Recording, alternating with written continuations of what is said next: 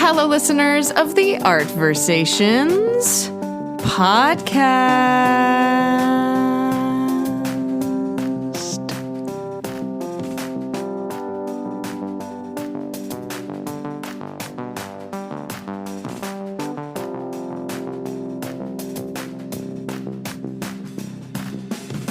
Welcome back.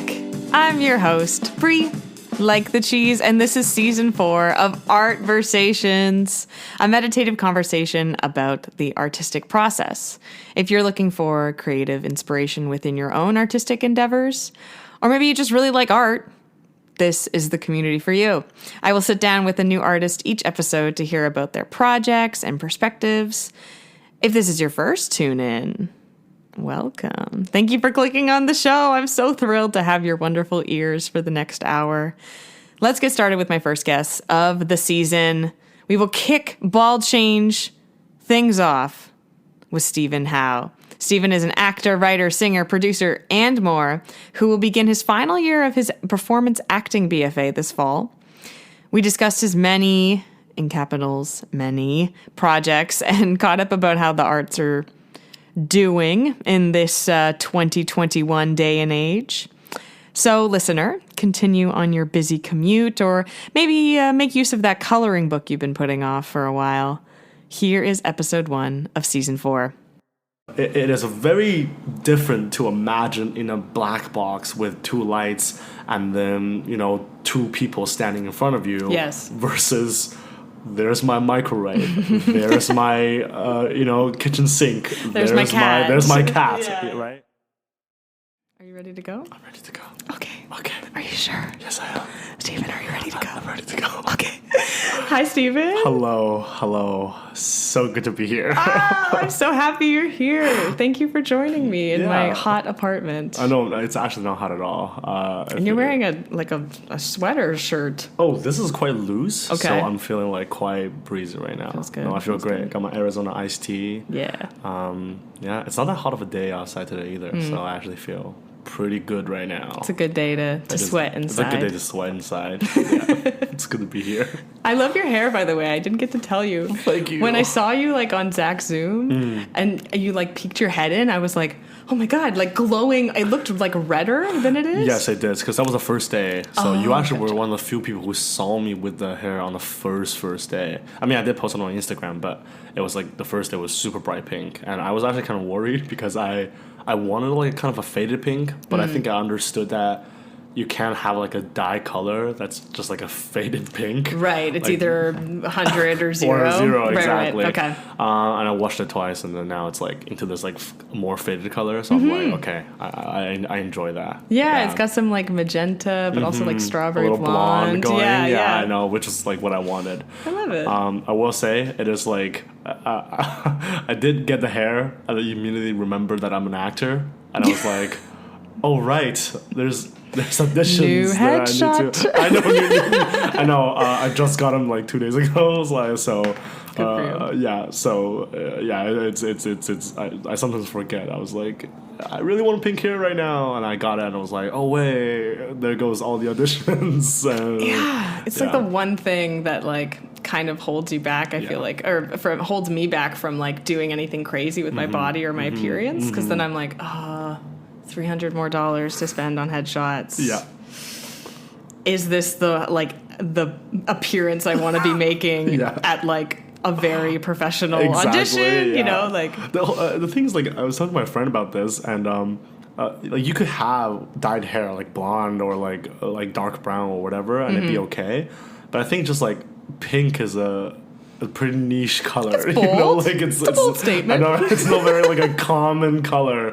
So I think that was But there's still auditions out there that are oh, we're calling for awkward, shy outcasts, and I'm maybe I can Cast maybe I can audition for that. Because what's this more outcast than a bold hair color? No.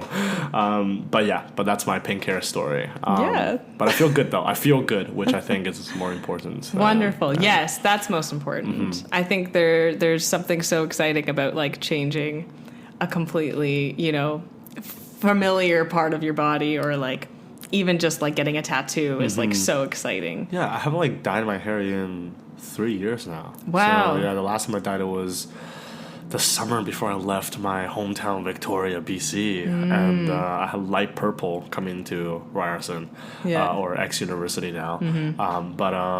But yeah, no, it's been 3 years, so I kind of miss it. I mean, but I will say in the last 3 years, like my hair became like soft again, and it was like nice to touch again. And now it's back to dry grass because bleaching is terrible for your hair. But dry grass. Yeah, I know. That's good. That's good. I didn't know you're from BC originally. Yeah. Well, you were born and raised in China. Yes, I was. Okay. Yeah. And when did you come to Victoria? Yeah, I born and raised in China. Went to Victoria when I was 11.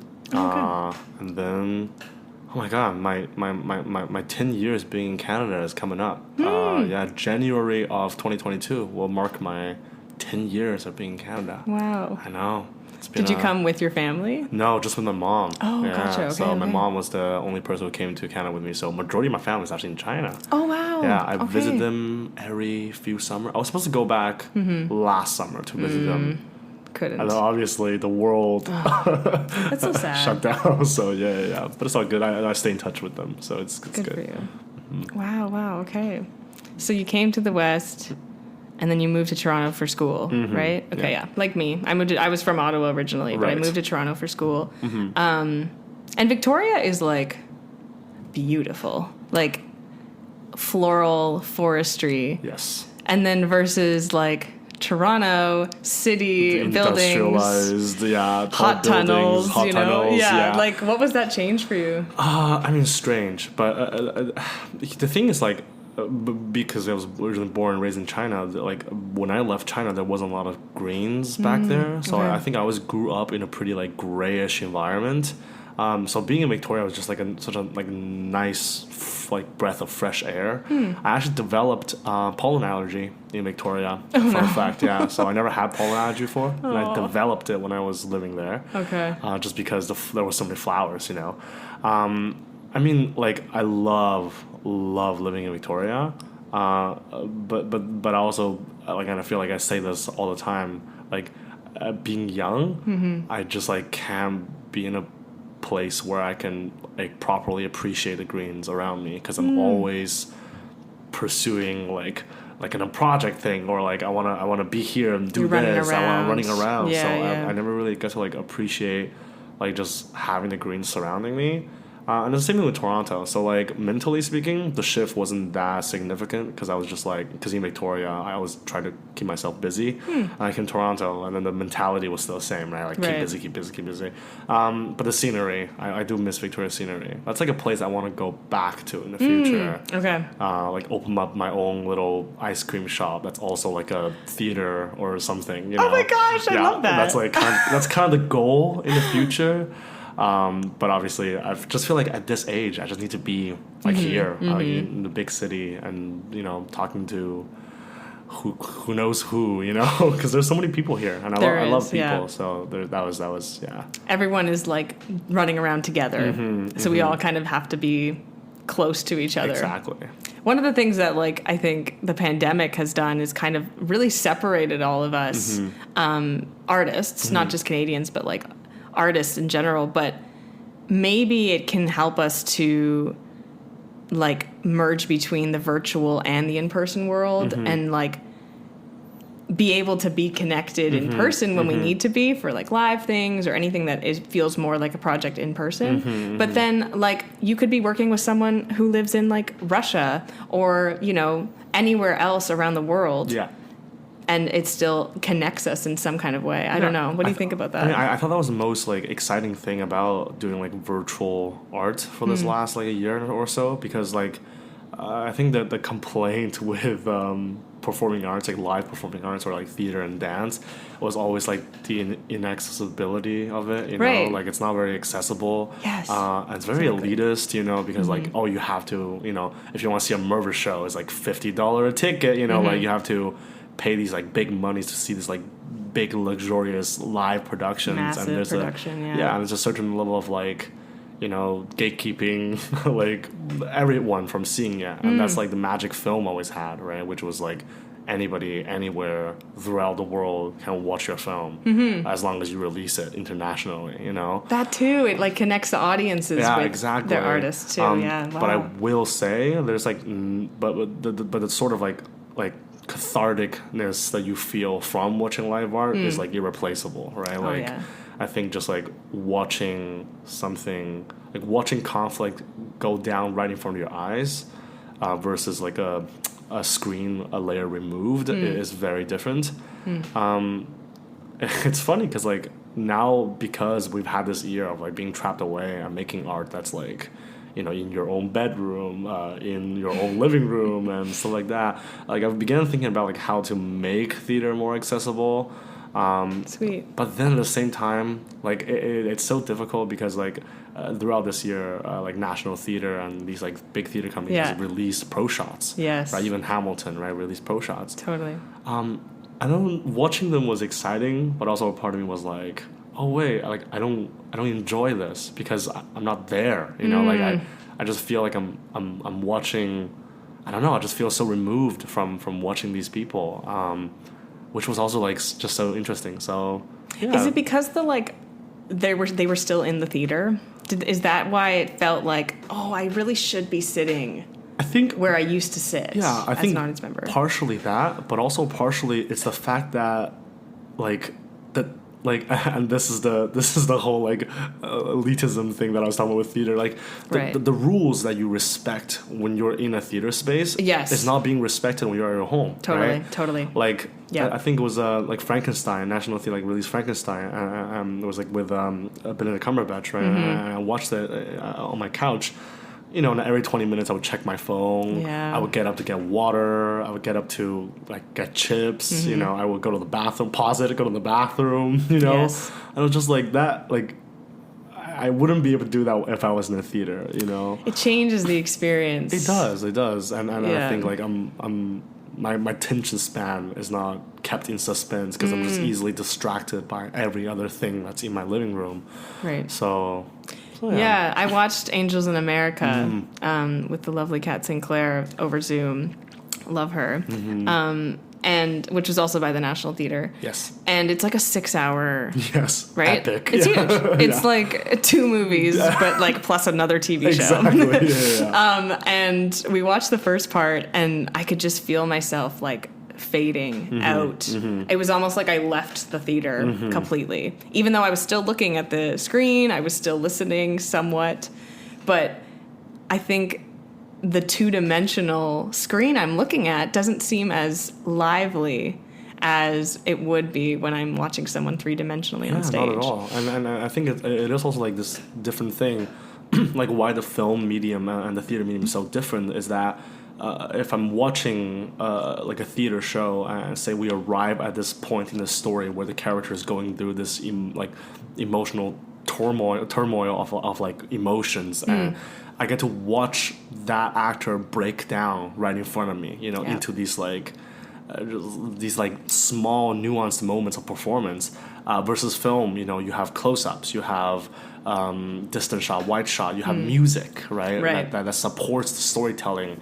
That tells the story in a very different way, right? So like when you experience these so-called like significant moments, it just feels very different. And I think watching theater then in the film kind of way, just sort of it makes me feel very weird because I'm not watching this actor go through that thing in one continuous motion. Right. Because the magic of like theater and dance is that anything that happens is linear, right? You're watching it happen linearly. There's no editing. There's no cuts. Yeah. You know like I was saying earlier. It's the one take. Yeah. Right? You watch that actor actually get to that place of just, you know, absolute devastation, and you're just like, oh my god, that's happening right in front of my eyes. Like, what do I do? I got to witness that moment. I know, and you kind of feel like it's this sense of feeling of like should I be worried? Like, you know, versus like when you're watching that recorded, there's the left angle, the right angle, the front angle, you know, and suddenly all those like different angles completely takes out what that continuous moment is, right? And yeah, so and I do think. The great thing about film is that the director decides who you should be watching. But One the magic with perspective. theater is that nobody decides who you should be watching. Right? Yeah, you get it. Yeah. To decide that for yourself. For yourself. Or wherever you're sitting. Or wherever you're sitting, right? Yeah. Yeah, like an actor could be doing a whole monologue on stage, but maybe you want to watch the actor playing the mother in the back, or the actor playing the brother, like sitting down or whatever, right? Because you get to decide for yourself. And I think film theater does also take away that element a little bit. Yes. Yeah, different world. I think just different worlds. And maybe it's not good or bad. It's just that, like, we do need to separate them. Because, I mean, both of us, like, I think our first love is live performance. Yes. Maybe, probably. Mostly because we went to school for it, but also, like you're saying, like, there really is that, like, magic that we get to feel. But something that has challenged me these past 18 months or whatever is, like, oh, my God, how do I make, like, theater online? Like, how do I actually put myself into those shoes, having known nothing about it before, and also kind of not really liking it before. I honestly, for a while during the panorama, I'm not even going to use that word, the panorama, for a while I was, like, really frustrated with the art that was being made. It was, like, all on Instagram, or it was, like, Zoom, and then I was just like, I'm, like, so oversaturated by everything. It all looks the same. Yes. It doesn't really have anything, that kind of catches my eye anymore. And then I realized, like, I have to, again, like, separate my love for theater and being in a theater as an audience member to this new form that we've kind of all had to jump into to survive. Forced to adapt. Yeah. It was definitely not in my plan book. Absolutely not. Yeah. I didn't go to, like, X University for, this Zoom kind of theater. education. Yeah, exactly. So, yeah. Which was, like, partially, like, I think, like, this last year of school has been really tough. And I want to talk about that. Yeah. Like, what, like, how, first of all, and was it at all fruitful? Like, did you discover anything, if anything? Oh, man. Here's the thing, like, Zoom acting just unfortunately isn't acting. Right. Like, very unfortunately. I agree. Some people might beg to differ, but it just isn't, because it strips away every element of, like, acting that makes up what acting is, right? There's no connection. There's no, like, you're not finding your horizon. Like, there's no world, right? Because you're in your living room, and people might think, oh, but isn't the whole point that you're supposed to imagine? Like, yeah, but it is very different to imagine in a black box with two lights and then, two people standing in front of you. Yes. Versus, there's my microwave, there's my, kitchen sink. There's my cat. There's my cat, right?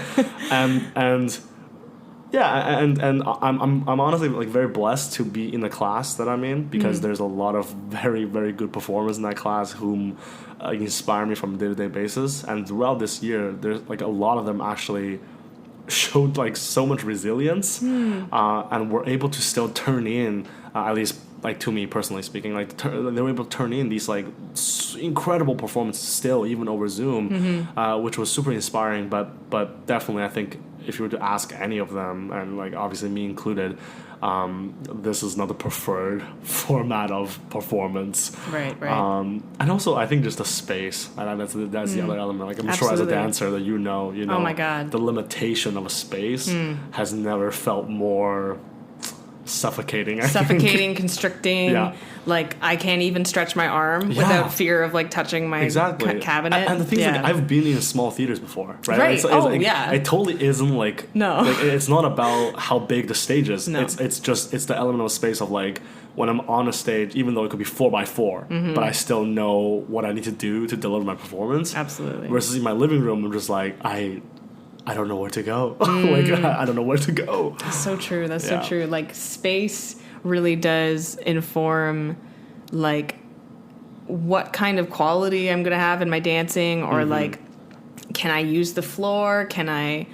like even the audio too like changes, and I think also everyone's had to be like their own audio engineer throughout all this, and camera person and everything. Like all of these things that are usually preset, there's someone working on it in the background. I know that they're going to be doing their job fantastically. I don't need to worry about it.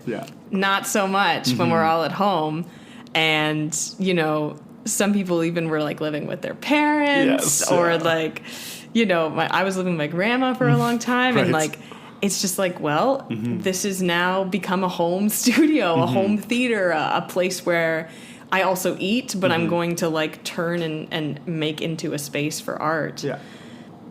Not easy to do all the time. I imagine too, as an actor yourself, like it's difficult to stay in the moment.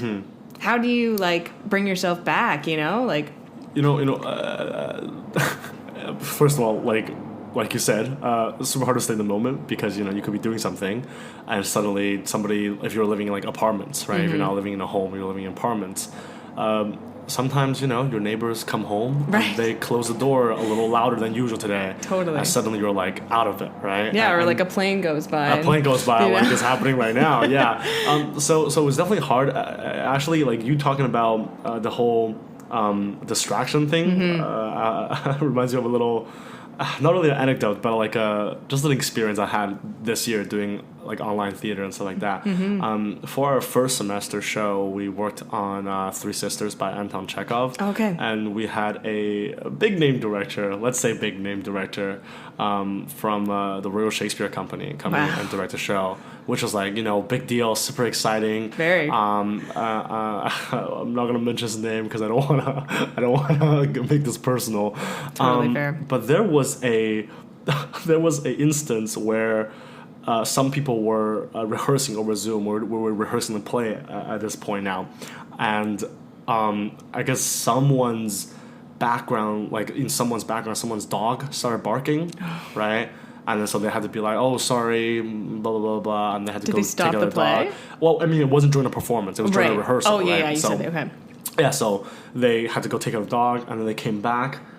And then this director just went, like, not in a nice way. He was like, let's make sure that when we're rehearsing in the future, that we all have our, like, we tell our families that we're, like, doing things because we're being professionals. Something amongst that line. Like, I'm paraphrasing. And I just remember being so, like, enraged by that. Because I was just like... You're trying your best. I was like, what? You know, like, because everyone is adapting to circumstances, as I'm so sure are you. And just because you have the luxury of being in a home where you can, you know, tell everyone to, like, shut the fuck up in your household doesn't mean that, like, we as students get that sort of privilege or the luxury, you know? Absolutely. And I was just like, some of us are forced to live with many a people, right? And some people that people are living with aren't of the same profession, right? So what, we just tell the rest of the world to stop because we're doing something over Zoom, you know? And I was just like, that, it felt so, like, divisive for me when he said that. And I was just like, what happened to, I don't know, like, embrace whatever happens, right? Because, like, even when you're on stage performing something, you never know, right? Sometimes, like, an audience member could suddenly laugh for way too long, or something is really funny to them and they just start laughing. Like, what do you do? Stop the performance, call them out? You can't do that, right? You just have to keep going. So I don't know. So, like, when he said that, I was like, oh no, you know, I was like, that's it's like pretentious. Yeah, it's like, pretentious. Yeah, it's like you say, like, he has the ability to just be, like, in a space. And without anyone else, or maybe with, like, a really quiet person or something. Like, it's not the case for everyone. I know. Especially students. Young people. I know. And that was sort of thing where I was like... no, I get that. It was just like, like, what? I get that you'd be outraged by that. I know. And, like, kind of just, like, another thing to... swallow throughout this whole pandemic panorama. Panorama. We do not use the word on our Versations it's the panorama. Yes. Wow. Let's switch gears a little bit. I love all of the conversations we're having and the panorama talks. Yes, I mean, there's so much more, but I do want to, like, step away from it, hopefully, in the moment so that we can forget about how much we've been through. Let's talk a little bit about Precipice Productions, which you're a co-founder of, an artistic director. of 6 people involved. You had a play lab in May, where 2 young writers, Desmond Lazar and Cole Dunford, showcased their work in play readings.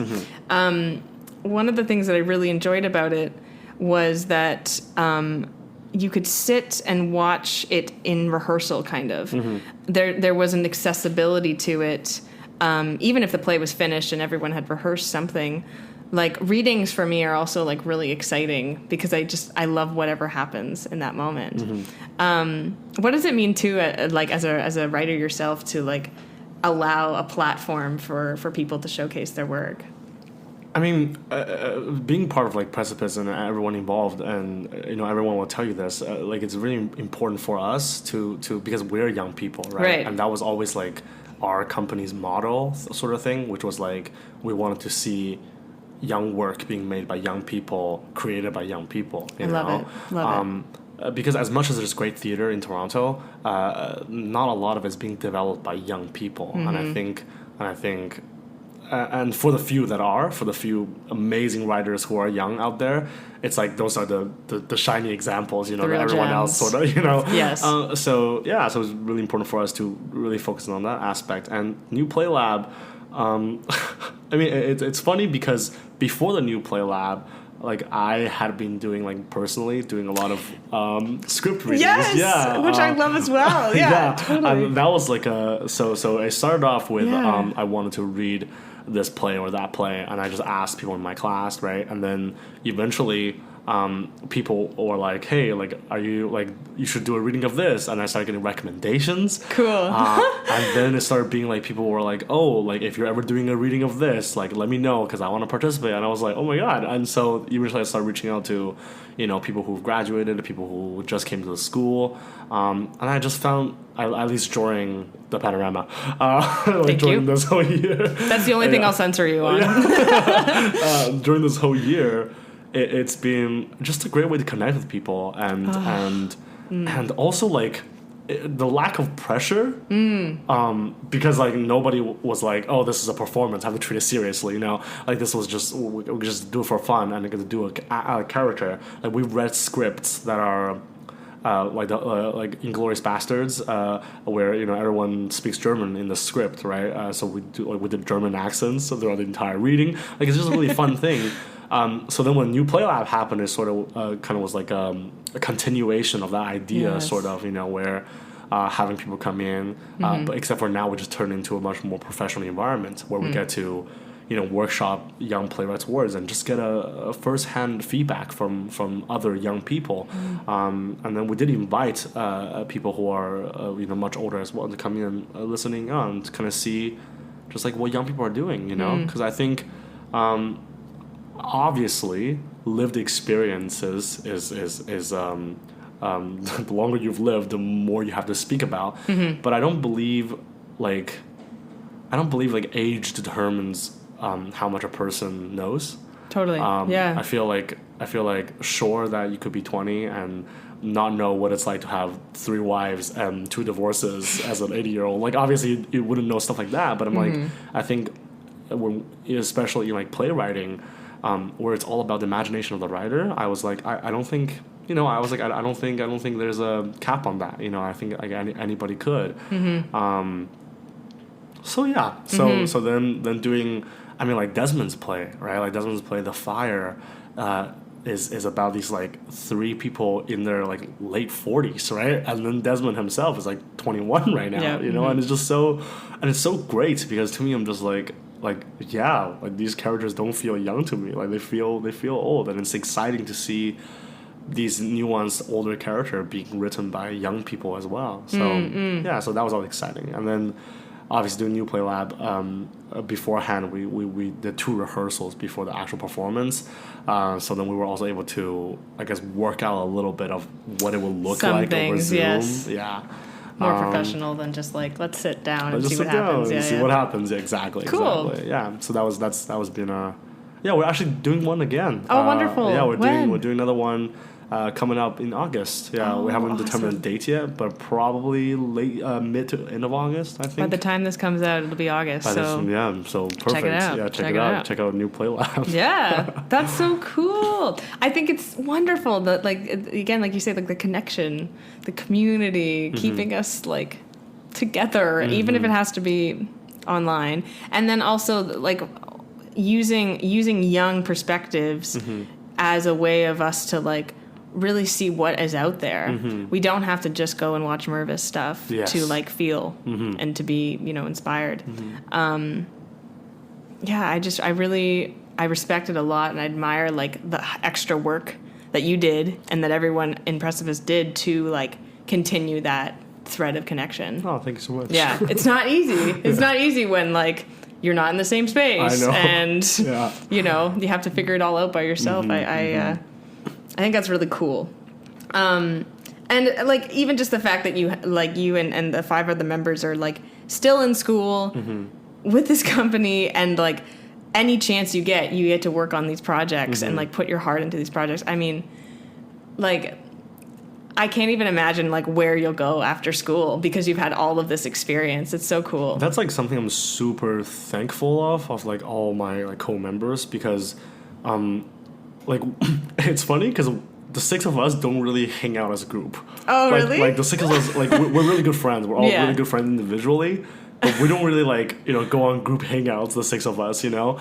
I see. Which is it's this nice thing where then when we come to have like a company meeting, it always feels so refreshing. And the great thing is that the art, like genuinely speaking, at least from my perspective, the art that the 6 of us want to create is so different.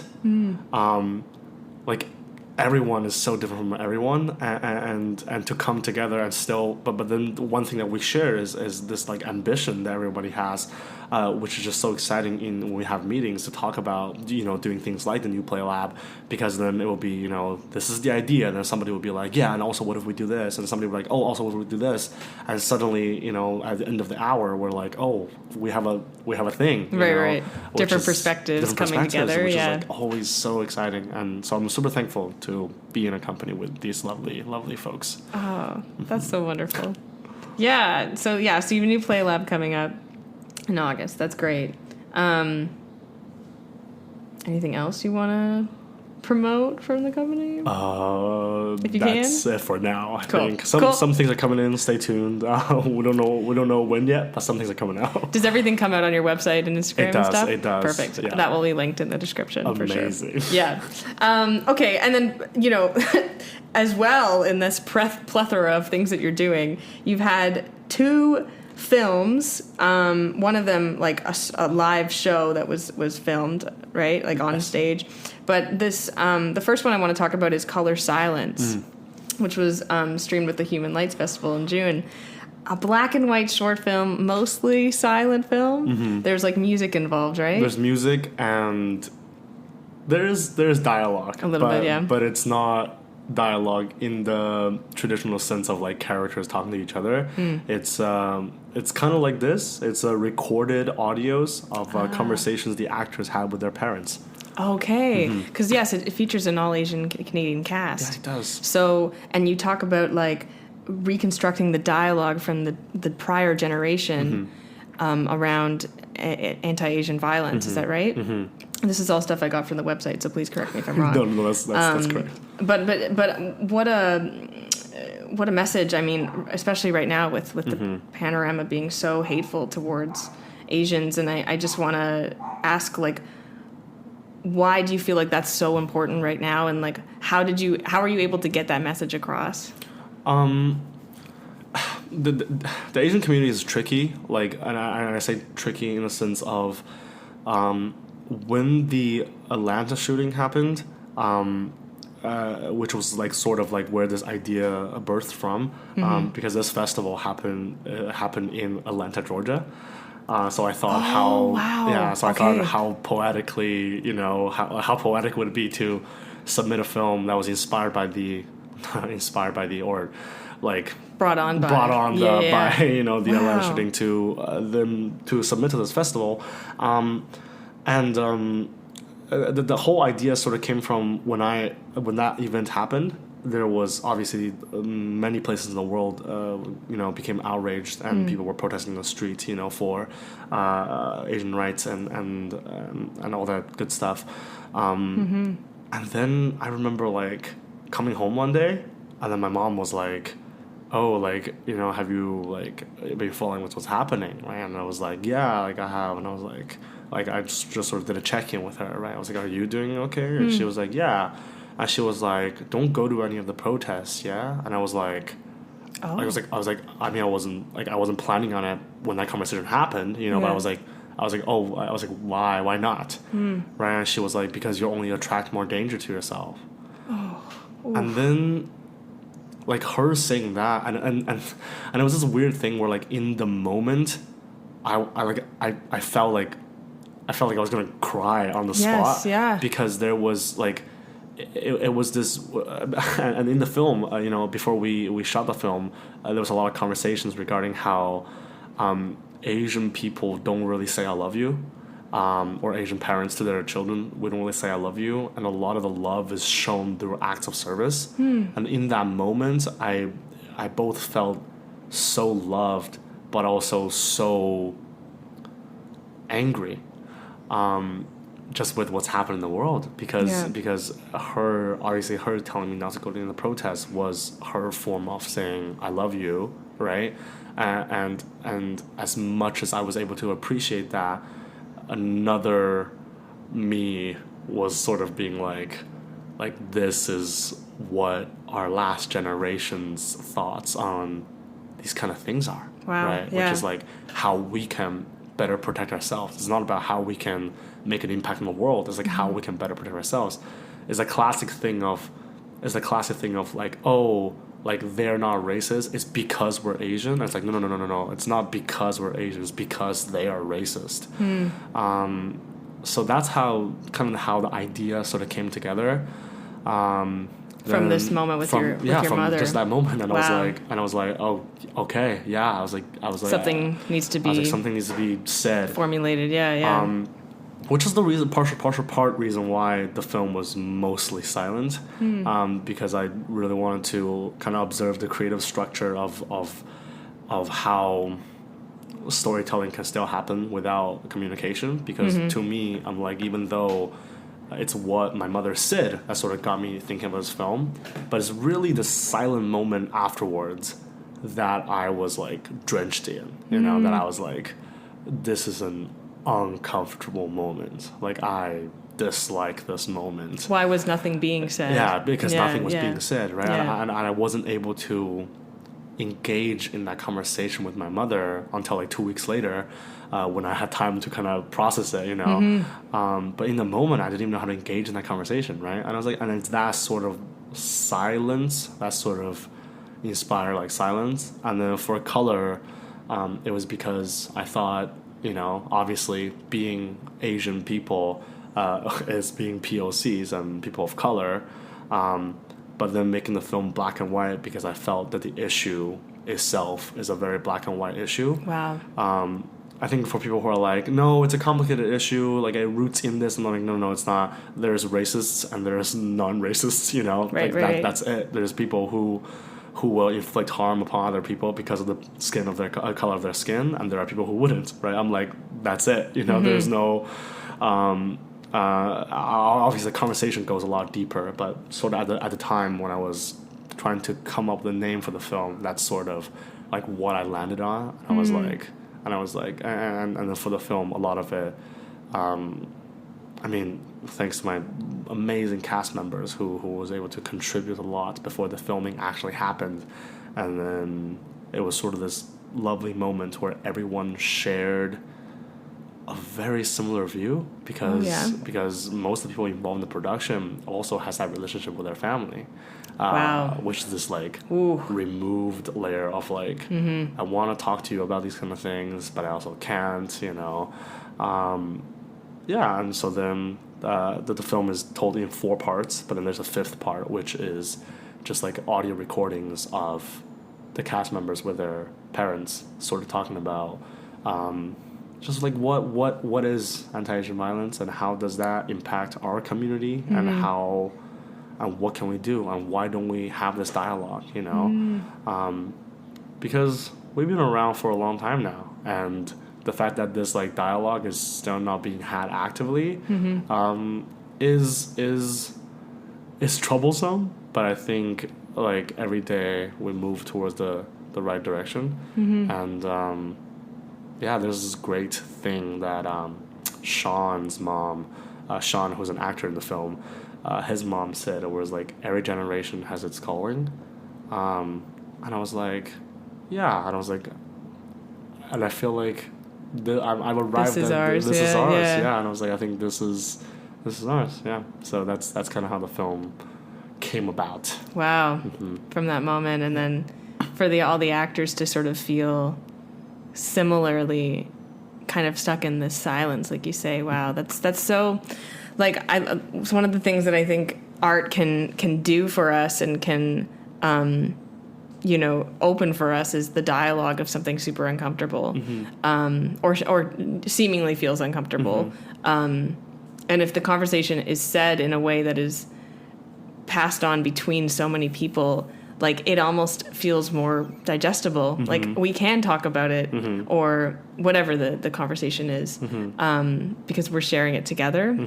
I think you had a lot of people on board for this project, and that in itself creates a community where everyone can feel like they're loved and they're being heard. And wow, I don't have much to say, just because I think you've really hit it on the nose, and I also don't want to speak because I'm a white person and I want to listen. Thank you for making that and sharing that with all of us. I don't know, it's so weird. I haven't like talked about it yet ever since like the film was made. So actually like, talking about it now was like, it was nice. It was nice. So yeah, thank you for giving the space to talk about it. My pleasure. And then the other film that you worked on, a little bit more comical, I'm assuming. Yes. Yeah. Another Birthday at the Buffet, which was presented at the Hamilton Fringe. Yes. And so that was a live stream of the play on a stage. Yes, that was the play happened in the theater, which I was like, whoa. Back again. Back again, I know. So that felt great. I keep joking about this with my friends, and I was like, this summer is really like the summer of identity work, at least for me personally as an artist. Fantastic. Because Color Silence was this, film about like dialogue being shared between the Asian community. And another and this is so funny because I was literally on the day one shoot of Color Silence when I got the call to direct Another Birthday at the Buffet, which was just such a bizarre experience because I was called up by a good friend of mine named Aaron Jan. And then he was like, hey, I have this gig for you, blah, blah, blah, blah. And then he sort of like talked me through like what it is. And he was like, the film is sort of about not the film, sorry, the play is about like token minorities and kind of like, the racism that happened that occurs within the Asian community. And then he was like, "Oh, and he was like, are you going to take a call right now?" And I was like, "That's so crazy because I'm shooting a film right now about like the Asian community." Wow. So and the funny thing is, in Color Silence, I also touch on that because Ben, who's part of the film, he's a Sri Lankan. So there was a dialogue being had surrounding model minorities of how like when people think of Asians, people think of like Chinese, Japanese, Korean. When there's so many rich cultures that stems from Asia, and so that was kind of a back-to-back surreal, like, oh my goodness, shifting from one identity project to another. But I mean, Another Birthday at the Buffet was it was so refreshing because it was the stage, it was like finally back. Yeah, finally back, and I was like, even as a director, right? Yeah. I was like, I'm just so excited because I had directed my first like full length play back in February, Constellations, but the things that even for that project we couldn't do it on a stage because it was during the height of like the second wave, of the panorama, and so then we ended up shooting like a clothing store. But for another birthday buffet, they were like, yeah, we have a actual event space, and then we got there. There was a stage. There were lights. It was waiting for us. There were backstage, like there were curtains. And I was like, oh my god, like. Did you feel like Sunset Boulevard, like a little bit? I know a little bit. I'm like, what's going on, it just felt really really good to be in that space again, and also like the stress of tech day, like I kind of missed it, like we were in there for tech, and everybody was like just working, and I was just like, oh my god, like I forgot that when I'm working, other people are also working like simultaneously. Yeah. Because for online theater, you don't get to see that. Yes, because everybody turns off their cameras or mute themselves. Totally. And, so just like seeing people be stressed was like very. There's a sense of like messed up pleasure that I felt. I was a like communal panic. A communal panic. Yeah, exactly. Because also because of COVID, yes. like we didn't have the luxury of being in there for too long. Like we only had 3 hours to do our tech. I mean, it was a 60-minute show, so we only had 3 hours to do our tech. So everybody was really like on top of their shit, and everybody was trying to run around, get to places, and I was like, this is the magic. Yeah. This is what I really want to do. This is what it's all about. Yes. Yeah. Mm-hmm. Good for you. I mean, I've said this before, but I really respect like just your ability to continue to make art and like throughout all of the restrictions that have to be put on. I mean, only too, 3 hours for tech. Like I just want to say this. Oh. Like I know you're saying this, but I want to say this back to you. Like you've always been a great source of inspiration to me. So watching you create work has always been. I'm always like, yes, I also gotta keep working. So, and that's like why I'm like so thankful to like be here. To chat to other people who I don't know, just like people who are on the same like thought train. I guess of like. What's next? What's next? What can we do here? What can we do here? What stories are being told? With the landscape that we're in, even if like there is a panorama going on, like we can still make art and still make it in a sense that like we're not like forcing ourselves to do it or like I think I saw once someone said like this pandemic is not a residency or something like that. I think it was on like an Instagram graphic, and I was like, oh, like if I wasn't dealing with the disease and the worry about the disease, would I be making art this much? Right. Would I step back from it? And it really is hard to tell, but like what are we doing with this time is really up to any artist. If they want to like completely stop and like just forget about everything, that's their call. That's like, their call. Yeah. Especially for live performers, because like we really are in muddy territories right now. Muddy territory, yeah. Yeah. This kind of circles back to like what you were saying earlier of like there's no right and wrong. Like there's really no right and wrong answers. It's just like truly everybody's trying to figure it out at the same time. And I feel like we're all looking for people to have answers. Right. And they're just like, I don't know. I'm like clutching onto the side of the Titanic and I'm looking over and there's another person clutching as well. I know. Let's hold hands. I know. There was like a few times where I think friends of mine asked like, how are you finding these event spaces? And I was like, it's funny because like it's not like I just like know these things. It's also just like asking like 7,000 people, right. Being like, hey, where did you get that space? Hey, where are you? And they're like, oh, I got the space all the way in Waterloo. I'm like, that's too far. I can be in Waterloo, So truly, like everybody is just asking around. Yeah. Keeps us going forward and like even if only like if less things get made, at least it's something. I think it's like what I appreciate about also like coming to Toronto, and Toronto's like performing arts community for the most part, at least that I've experienced so far. For the most part, everyone is trying to help you. I think like everyone wants you to succeed. Nobody is trying to sabotage each other all that much, which has been very nice. And then obviously for like platforms like this, like Art Versations, like sorry, just to gas you up for a second, like I always appreciated how it provided this like platform for again young artists, right? Which is like something that and Precipice is giving young artists a platform to talk and also connect. Because it's not like you and I, we don't talk like every day, you know. No. And just to be able to, I think, like sit here on this hot Sunday afternoon, so hot. you know, talking about like everything and nothing all at once is like super exhilarating to me. And so so again, thank you for this conversation. Oh my god, we're not done. No, I know I I just wanted to thank you every once in a while. It's very nice to hear that, but I really, you know, I don't do this just because I want to like have friends and like sit down with my friends. Like I really, like you say about, you know, young art and young artists, like no one's gonna know what you're making unless you talk about it. And you know, this isn't Jimmy Fallon or like Howard Stern, you know, where you know the public is gonna be tuning in. And so having you on and having other artists on like really is a place for me to be like, okay, I get to give them, or this podcast, not just me, but this podcast in general, like gets to give these young artists a place to like figure out what their perspective is.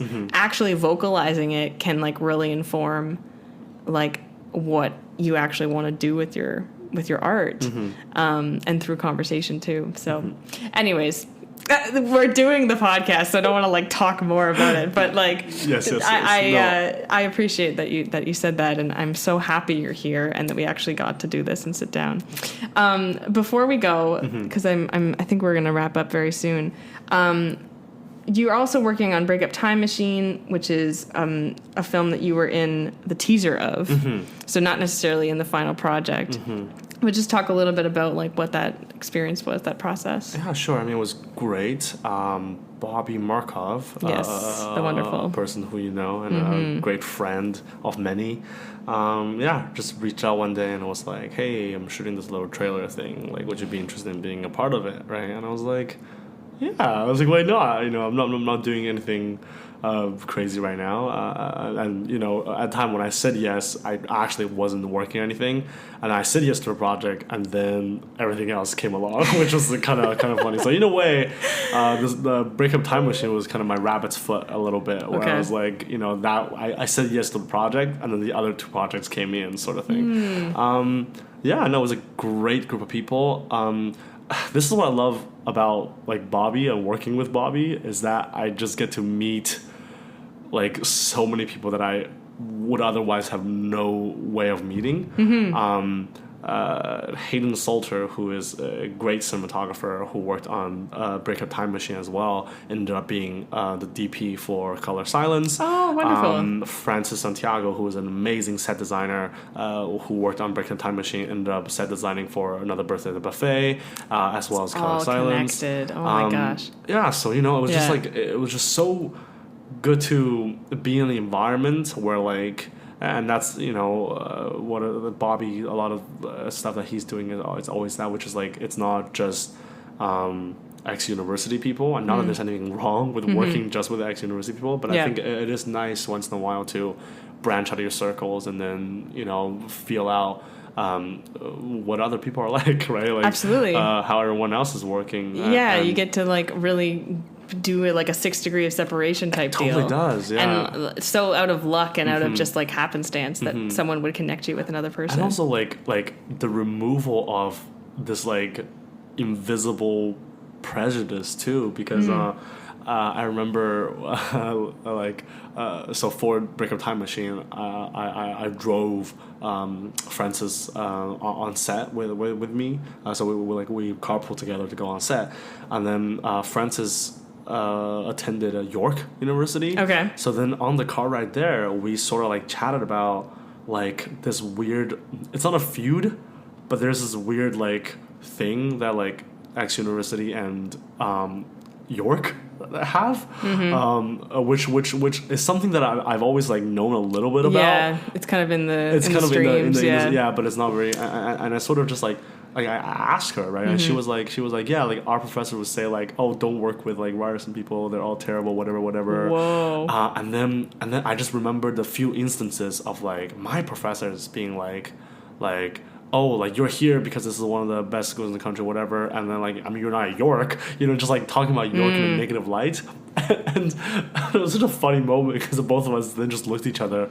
We're like, wait a second. I like you. You know, like we're doing exactly what we should be doing. Yeah. And I'm like, you know, and Frances' work is so like great, and you know, and she's such a nice person, right? I was just like, even though I never felt that aggression towards York people, I think it was just still nice to just be there and being like, yeah, it's this funny thing that our school says, but I don't know why they do it. It's like separating artists. It really does, right? I think it must be because they're two separate institutions who need to like compete for, you know, they're in competition students with, and exactly enrollment numbers. But it's like, but really, like any school can work for an artist if it's the right program. Like I probably would have gone to York too. Like there wasn't like a moment where I was like, Ryerson is the one. It's just like it happened that way. And I'm sure, you know, working with people outside of your school like really does change what you know. Like all of the professors that we've had at X University is like,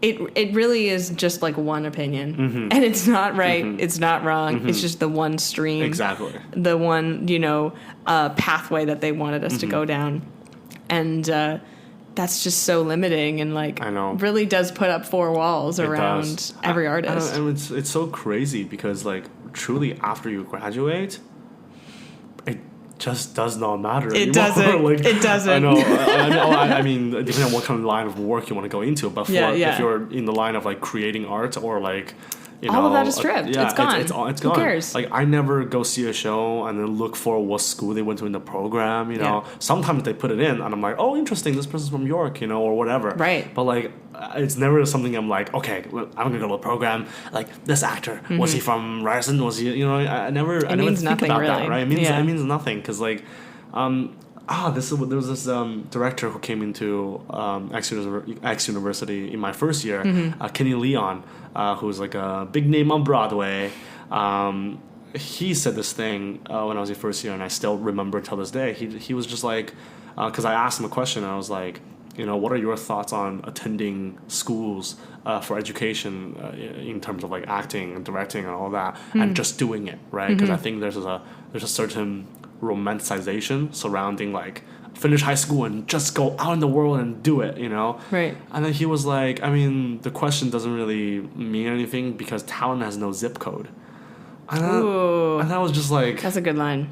I was like, whoa, right? Yeah. I was like... It's so true, but like... It's so true. Talent has no zip code. Yeah, I kind of forgot about that, you know? Because I'm like focused on Toronto and like my core people that I go around with. I just sort of thought this thing of like, I'm being here creating art right now, you know? I'm like, oh, these are the people I need to know because they all get me jobs or whatever, right? Yeah. But then ultimately speaking, like, you never know, right? You never know, which is why... I also feel like it's super important to not like talk down to anyone because I'm like any of these people could give me a job tomorrow, right? Yeah. Right? And I was like, and you never know. So it's to circle back to Bobby's film thing. Yes. That's something I always appreciated of his work environment, which was just the amount of people that I got to connect over whatever circumstance, you know. Yeah, but no, it was a really great experience. I believe the Indiegogo for the film is live right now. They're fundraising so the film can actually get made. So go support the Indiegogo link. That will also be in the description. Amazing. Yep. Click away, my friends. Yeah. Great. Yeah, I mean, it's another full circle moment, like coming back to what we were saying about the accessibility of art and theater and like what Zoom has been able to do for us. And I think, talent has no zip code. Artists can work from, you know, miles away or kilometers away or like 2 seconds away, like you and I. And that really does bring us together instead of separate us, which there's so much of that right now. So... Yeah, I mean, you're just a great example of all of the things that you're doing and, like, all of the, like, projects and stuff. Like, the amount of people that have been brought together because of everything that you're working on. I think it's just fabulous, and I can't wait to see more. And I can't wait till you do graduate and you actually, like, you know, get out of Zoom I a little bit like more. a little more. Yeah. Well, I mean, thank you for saying that. I'm also looking forward to like collaborate again at some point in the future. I would love that. I know, because we were supposed to, and then obviously the world was like, nope. So. Yeah, we were going to work on like Macbeth or something together, right? Yes, yeah. We're not in the theater, so I can say that. That's still happening, so, Okay, great. when that happens, Call me up. Yeah, shoot a message, and we'll get her going. Mm-hmm. Okay, wonderful. Yeah. I'm going to give you a lot of time, as much time as you'd like, to plug anything, Instagram, website, anything you want, even if you want to just talk about how wonderful your mom is, go for it. Great. Just, the floor is yours. I mean, I guess by the time this podcast come out, Another Birthday Buffet won't be on anymore, so forget about that. But, Color of Silence, the actual film cut version is being released sometimes later this year, along with a fundraiser for charities that support the stopping of anti-Asian violence. So please go donate and watch the film. New Play Lab, there's one coming up end of August, mid to end of August. Dates is TBD, but I'm sure Brianna will plug the website. Yes, I will. Yes. Oh my goodness, what else do I need to plug? I should have brought a notebook too, or written down all the things that I need to plug. Where are you located at? Where can I find you, Stephen? Where can you find me? Yes, where just to look at you. Oh, to look at me, right? You can find me on Instagram at Stephen with a B, Stephen _ how HAO and then BY. It used to be Steve_love you. Mm-hmm. And then I realized that you changed. Yeah, nobody can ever find me. That's why I'm always like, because they know my name. They're like Stephen Howe. And they look for Stephen Howe, and they never find it. And it's because I've had that handle since when I was in middle school. So then I finally changed to Steve _Howe. Then obviously that was taken. So then I put down BY.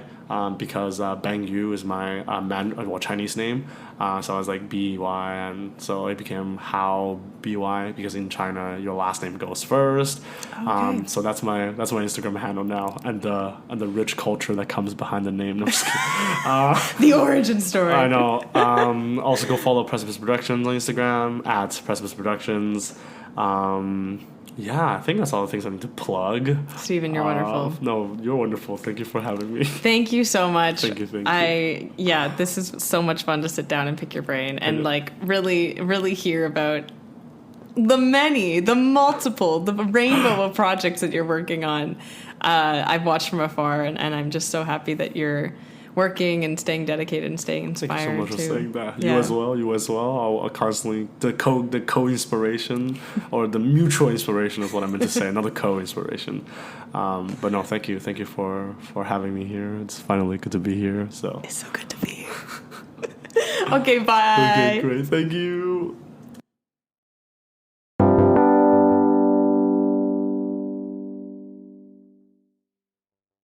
Thank you so much for listening to the Art Versations podcast. Please help the podcast community continue to grow by clicking subscribe or follow on your podcast platform and leave a review.